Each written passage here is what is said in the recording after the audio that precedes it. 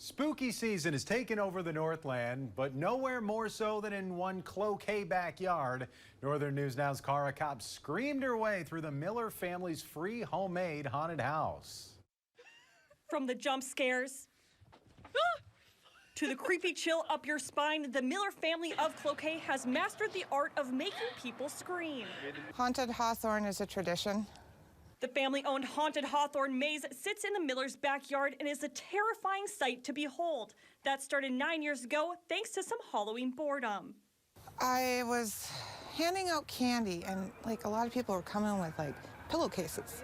And I was like, oh, I'm sick of this. So Glenda decided to decorate her garage.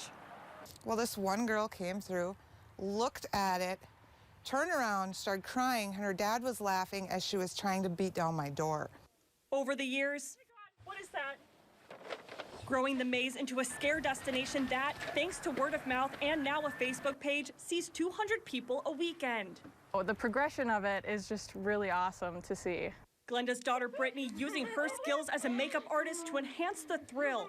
Community donations also giving the maze a boost. To see that, the donations from the community that have been coming here and absolutely loving it for years. The Miller family no longer bored as they now hand out scares instead of sweets. And it's fun to scare people. In Cloquet, Cara Kopp. Get out of here. Northern News Now.